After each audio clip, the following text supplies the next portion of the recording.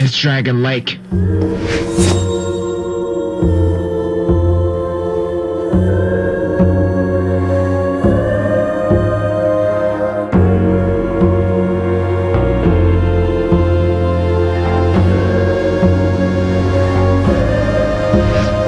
Stuck, mixed emotions.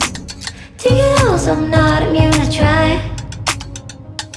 Stuck, false devotion. 8, 9, picking 9, 6, 3, losing grip, not sick. Unleashed.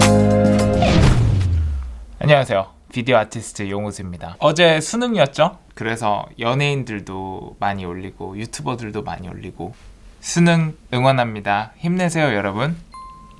이런 거 연예인들이 되게 많이 했잖아요. 근데 저한테 있어서 수능을 응원한다는 거는 말이 안 되는 일이에요. 제 신념에 어긋나는 일입니다. 그래서 이렇게 수능이 끝나고 나서 영상을 올리게 됐고요. 전 수능을 안 좋아하거든요. 획일화된 주입식 교육 이런 얘기 아니니까 영상 끝까지 봐주시면 감사할 것 같습니다. 그리고 제 채널 시청자의 거의 80%가 20대 후반 남자부터 40대 초중반 남자. 그래서 다 수능 본 사람이고 뭐 여러분 수능 화이팅 이렇게 해도 감동받지 않습니다. 욕이나 하겠죠. 그래서 오늘은 뭐 수능 쳐본 입장에서 여튼 오늘은 수능이 왜 인생론적으로 아무 가치도 없는지. 여러분 수능이 뭐예요? 대학 수학 능력 시험입니다. 대학에서 공부를 할 수 있는, 그러니까 수학을 할 수 있는 능력이 있냐 없냐 이거를 판단하는 게 대학 수학 능력 시험이에요. 근데 그게 전혀 그렇지가 않아요. 수능이 만약에 대학에서 수학할 능력을 평가하는 거면은 수능을 잘 보면은 대학에서 성적도 높아야겠죠? 이제 그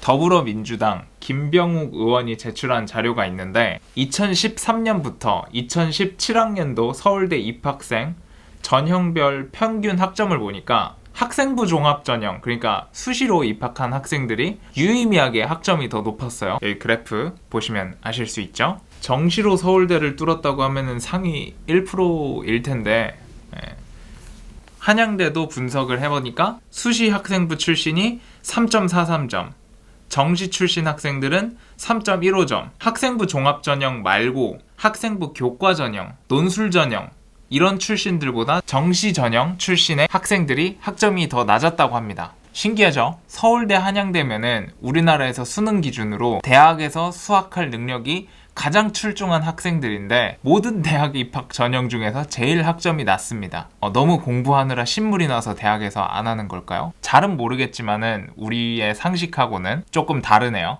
영상을 끝까지 보시면 왜 그런지 알 거예요. 사람들이 착각을 합니다. 수능 잘 보면은 유능하고 똑똑하다고 착각을 해요. 하버드생도 못 푸는 수학 문제를 풀 줄 알고요. 하버드에서 이과 계열을 전공하고 있는 터라 A? 미국인, 영국인 갖다 놔도 못 푸는 영어 문제를 우리나라 학생들은 그냥 쉽게 풀어냅니다.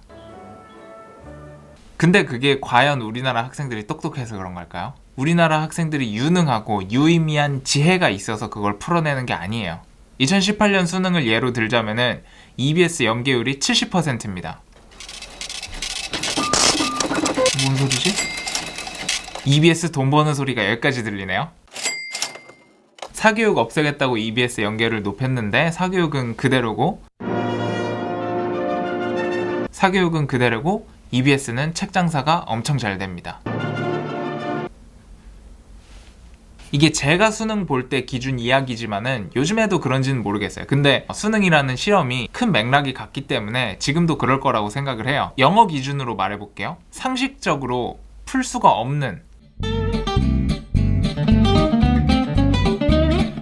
그런 영어 문제들이 대부분 지문 출처가 EBS 교재입니다. 그리고 그 EBS 교재는 어디서 갖고 왔냐? 외국 학술지, 외국 논문 이런 데서 가져온 그런 것들이에요. 그러니까 굉장히 유리되어 있는. 근데 대학 수학 능력 시험이니까 당연히 학술지로 해야 되는 거 아니겠습니까?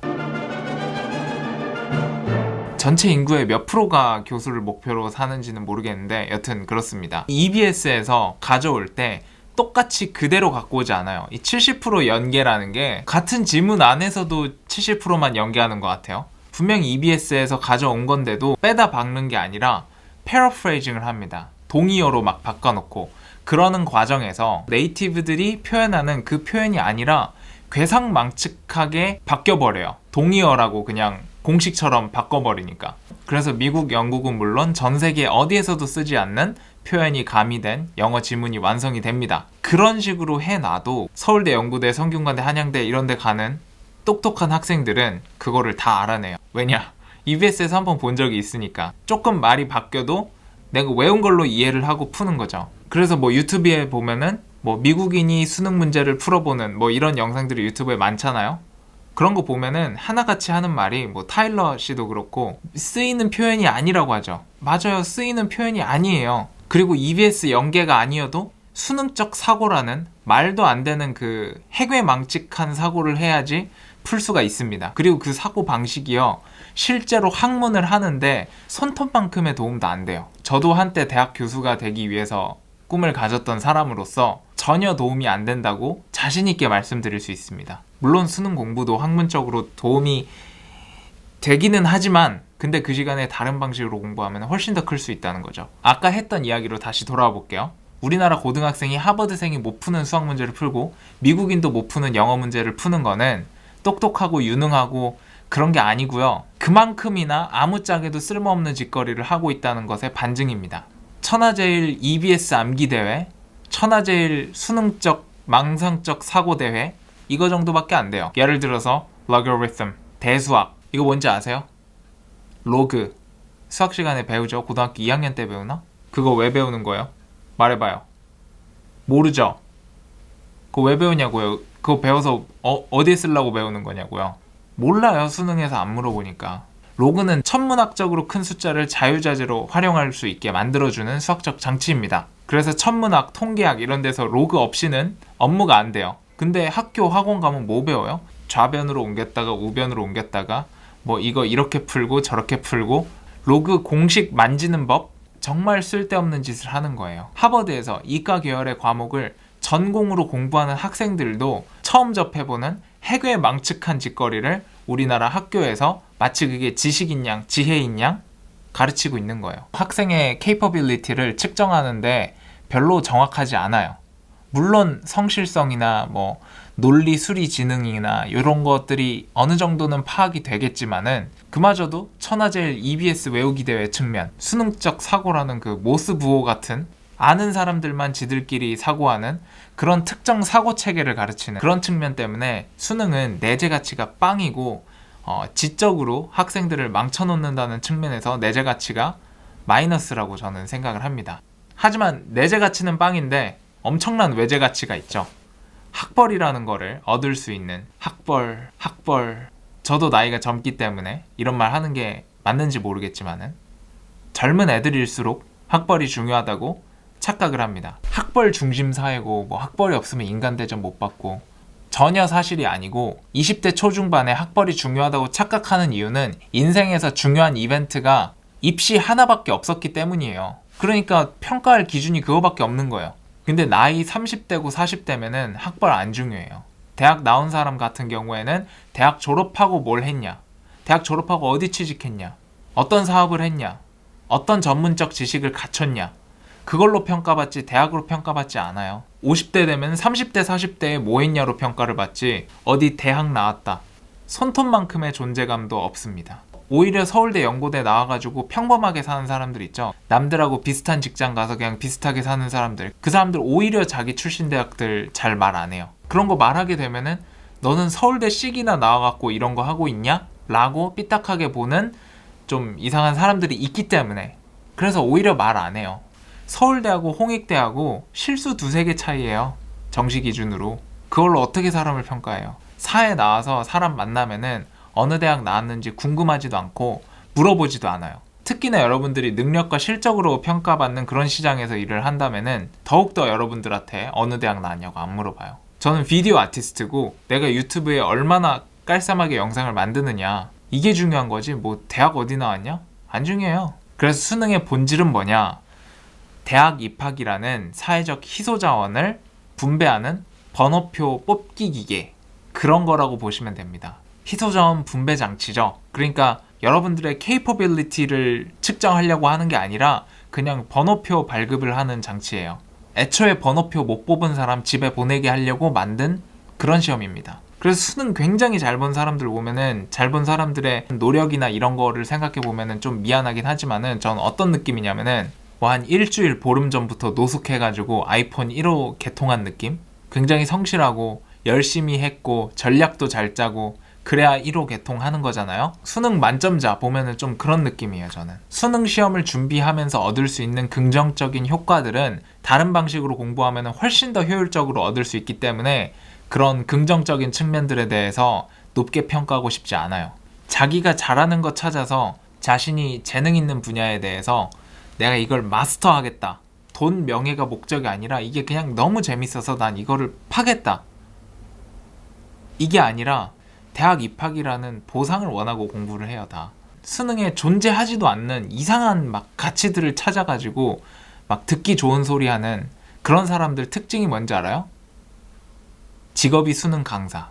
2017년에 대학 진학률이 68.9%예요. 70%가 대학에 갑니다. 이것도 7년 만에 최저래요.